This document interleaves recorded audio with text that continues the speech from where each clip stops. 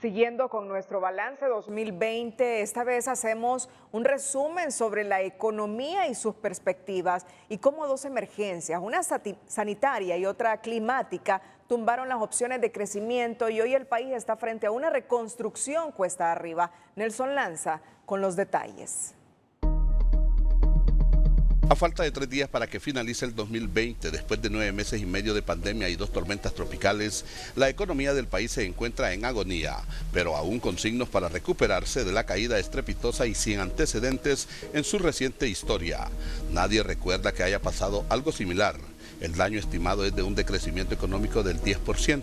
Representa una pérdida directa de 75.000 millones de lempiras como mínimo, más otras averías colaterales. Antes del 11 de marzo, cuando se presentó el primer caso de coronavirus en el país, Honduras tenía previsto un crecimiento económico del 3.7%, pero el 17 de marzo se tomó la decisión de cerrar las fronteras y la economía para contener la propagación de la enfermedad, mitigar los impactos de la pandemia y evitar decesos. Ese mismo día también comenzó el calvario económico para miles de empresas. Dejaron de vender y producir. Suspendieron las labores en el sector público y privado, actividades comerciales, eventos sociales y religiosos e inició el periplo de asfixia y muerte para el sector turismo. En los primeros 4 meses de las medidas de contención se reportó el cierre de negocios, la quiebra de MIPYMES, suspensión y despido de personal, dejando sin empleo a unas 500.000 personas de la economía formal y cerca de 1 millón en la economía informal. El gobierno autorizó que se mantuvieran abiertas las gasolineras, farmacias, bancos, empresas distribuidoras de alimentos y pulperías para asegurar los víveres, medicina y dinero a la población, reportándose al inicio de julio una contracción económica del 6.6%, siendo la actividad agrícola la menos golpeada. Luego se ordena la apertura gradual de la economía, pero de nuevo hubo que cerrar al finalizar el mes de junio por el incremento de casos del coronavirus. El rubro del turismo entra en una fase de cuidados intensivos.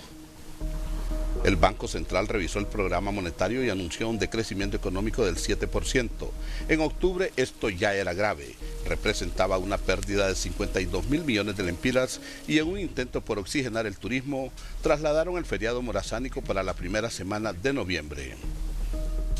Según el Instituto de Investigaciones Económicas de la UNAM, en ese momento las cifras indicaban que la pandemia destruyó 500.000 empleos formales, 8 de cada 10 empresas disminuyeron sus ventas, el 33% de las MIPYMES despidieron su personal, mientras miles de empleados suspendidos por sus compañías pasaban al estatus de desempleados.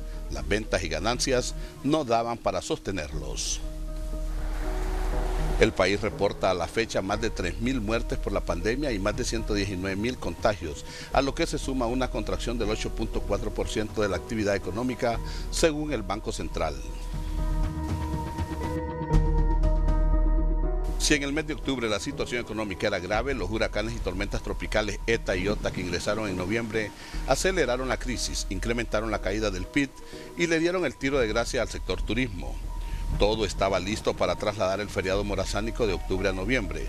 El turismo tenía esperanzas de un levantamiento gradual, pero ETA echó por la borda sus planes.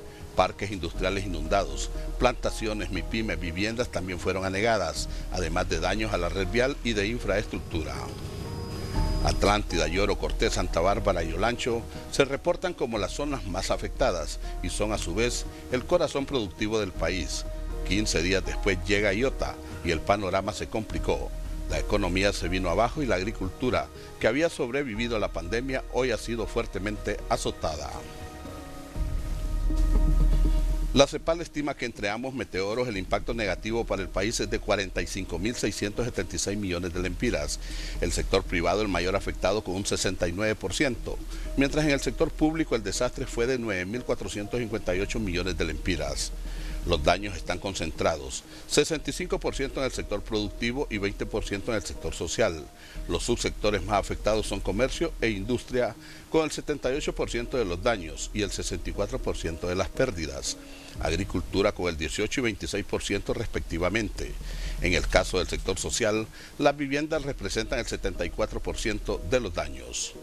En infraestructura, las averías representan el 10%, mientras el subsector más dañado es el turismo, el cual quedó liquidado con más de 200.000 desempleados. Para renacer necesita ayuda gubernamental y financiera. Los daños al PIB por la pandemia y los huracanes será como mínimo de un 9.5 a un 10%, según el Banco Central de Honduras, aunque economistas independientes estiman que rondará el 13%. La caída en la actividad económica se verá reflejada en el número de empleos y los salarios.